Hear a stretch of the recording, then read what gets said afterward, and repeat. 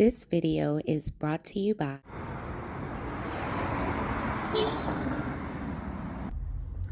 Cool Grain Clothing. We done gone worldwide and we coming straight out of Baltimore. Come on down, shop with us at 215 West Saratoga Street. And if you can't come and shop with us in person, go online right now at coolgrainclothing.com and make your purchase. Oh yeah, and by the way, if you ain't cool and getting the green, you're in the way, and that's just basic. What's going on, YouTube fam? It's your boy Tony 2 times, and we back with another episode of the Baltimore Way, man. Before I start, be sure to tap that like button. Definitely watch this video to the end to hear the full story and all the details in the case. For the day one fam, y'all already know it's all love. Thanks for tuning back into another episode. If you're new to the channel and you feeling the content, feel free to subscribe. Definitely hit that notification bell so you can be notified every time we drop a new video. Oh yeah, feel free to share the channel with your peoples. Everybody is welcome. Before I get into the video, I want to give a special shout out to Michael Hall from Boston for supporting the channel. Definitely appreciate your love and support. Let's get right into the story. Most people have been through things that makes you look at life different. Whether it's going to jail or prison for a mistake you made when you was younger, or losing someone you really loved and cared about. Our experiences and the things we go through usually shapes us in the way we view the world. Some individuals take that trauma and pain and use that as fuel to take out their frustrations on others. But on the flip side of that, you have people that turn that pain into passion and decide early on they're gonna do something to change their circumstances. Most of us love where we come from, the place we were raised at, that instilled the rules of life in us, even if it's not the ideal environment. You always have people that come from the trenches that can see past the violence or crime and still see a sense of community and want to help their people overcome the lies and deception that we have been taught for decades. That we got to war with each other or knock each other off to survive. And usually helping the community starts with the youth because they are the future.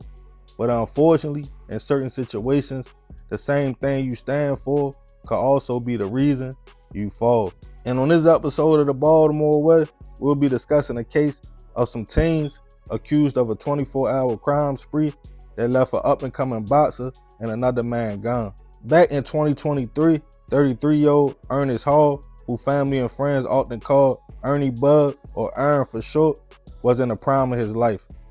See, Ernest was a professional boxer who took an interest in the sport back in 2016 after his brother was unfortunately found shot to death in a burning vehicle in Baltimore. This loss impacted Ernest hard, but instead of hitting the streets, which he never stood for, he wanted to help the youth in his city where he grew up at and get them an outlet, also a sense of hope.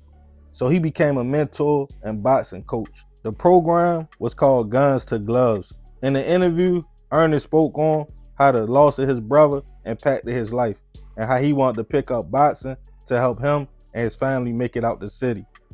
He was also training for fights himself around about this time. Fast forward back to 2023, Ernest was getting ready for a big event in April where he would be traveling to Jersey for a big fight. The father of three and man of the community wanted to give back, so he opened up a gym called Lightning Quick Fit in Mount Vernon, named after his nickname in the ring. He took pride in showing kids in the city they could use boxing as a way out and become successful. On March 23rd, 2023, Ernie spent most of that day at the gym training. Once he left for the night, he decided he would head to Emerson Avenue and grab himself something to eat before going home. It was a little bit after midnight when he pulled up to the Princess Plaza shopping center. As he was waiting for his food, there was also other people outside when the car pulled up and 3 shooters hopped out and opened fire on the crowd before taking off. Witnesses on the scene called BPD, who responded to the 2800 block of Emerson Avenue to find 6 people shot, ranging from the age of 15 to 33. As they sorted the scene out, 5 people were in stable condition as over 40 shots were fired.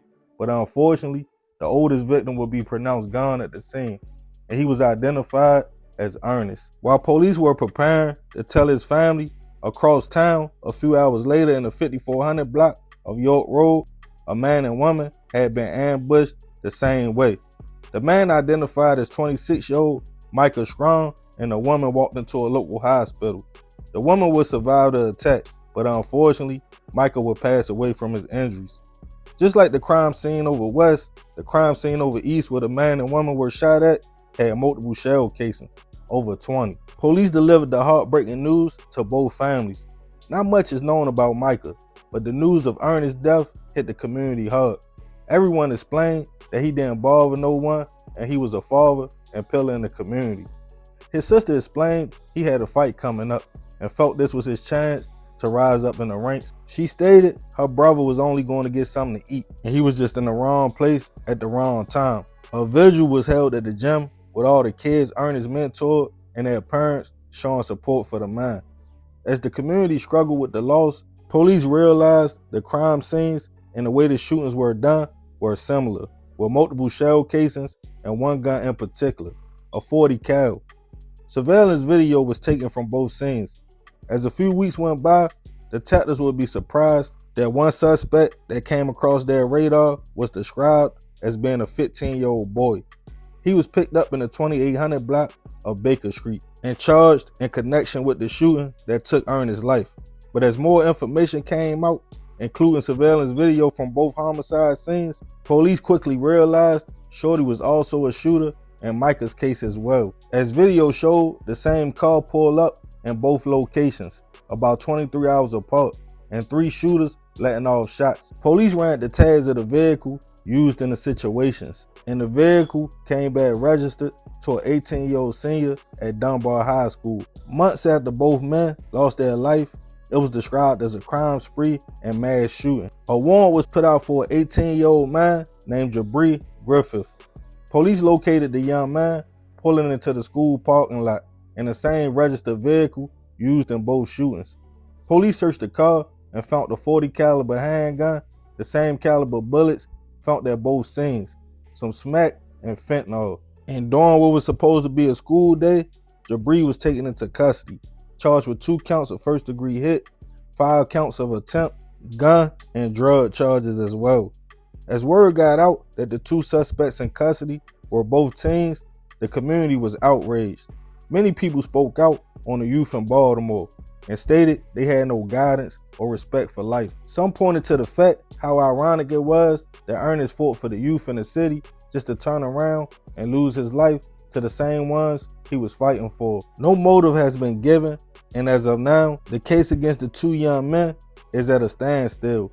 In October this year, prosecutors wanted to offer Jabri a plea deal, but the judge in the case couldn't accept it because they first had to see will his co-defendant, who is now 16, be charged as a juvenile or adult. So both cases are postponed, and both young men are innocent until proven otherwise. Rest in peace to Micah and Ernest. I send my prayers and condolences to their families. I'm not sure what type of time these young men were allegedly on, but shooting in the crowd is something I really don't understand. At 18 and 15 years old, these were babies that possibly threw their whole lives away and took the life of 2 men. One we know for sure that had nothing to do with the streets. For the hoppers out there, I know they painted a narrative that it's cool to be a shooter, somebody known to keep a gun on them. But all that is erased behind that wall. There's no guns in prison. And when you pressing your bunk at night, it's just you, not the game. It has to reflect on the choices you made in life to get you in that situation. And most of the time, it's all regret. But then, it's too late. But hey, that's the Baltimore way. Man, crazy story. Rest in peace, them 2 men. I definitely send my prayers and condolences to their family, but I ain't gonna talk too much more about this one. I appreciate you if you made it to the end. This is another episode of the Baltimore Way. It's your boy Tony 2 times. Love, fam. I'm out.